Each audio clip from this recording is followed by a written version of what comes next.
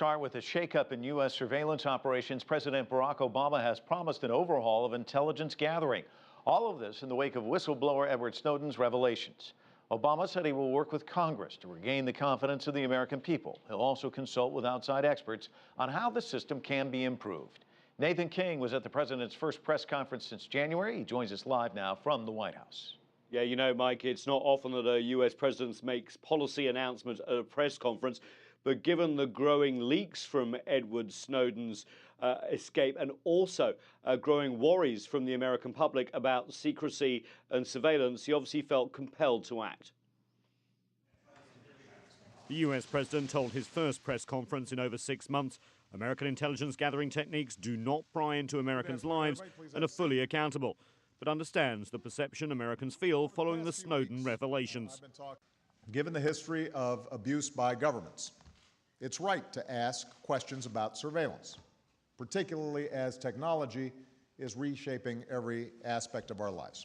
It's not enough for me as president to have confidence in these programs. The American people need to have confidence in them as well.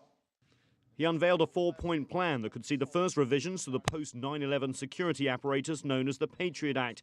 He also pledged more transparency of the National Security Agency in its work, plus plans to bring in outside experts to look at how the surveillance system could be improved. And his attitude to the man who prompted this overhaul, Edward Snowden. Obama said he was wanted on 3 felony charges and...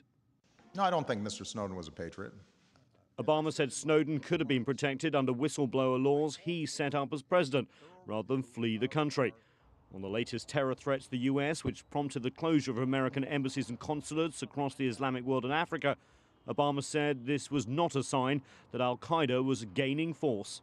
Core al-Qaeda is on its heels, has been decimated, but what I also said was that al-Qaeda and other extremists have metastasized into regional groups that can pose significant dangers.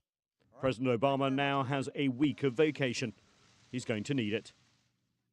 And late word tonight, Mike, that the U.S. State Department has announced that 18 of the 19 embassies and consulates shut around the Islamic world and Africa will reopen Saturday. Remember, they were closed out of, quote, an abundance of caution connected to a possible threat thought to be from Yemen and al-Qaeda and the Arabian Peninsula.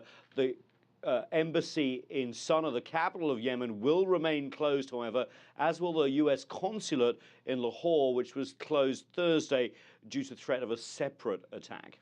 Nathan, let me get your gauge on a reaction from Congress to the president's plan for an overhaul to the way the NSA conducts surveillance.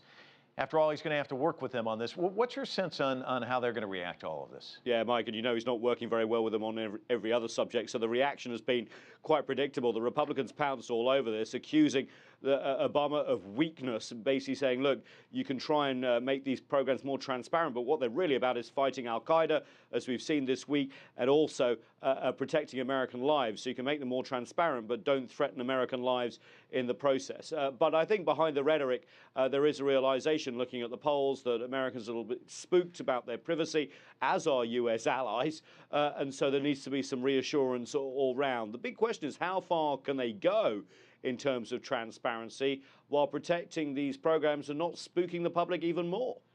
Great question. Nathan King live for us just outside the White House. Thanks so much. Joining me now is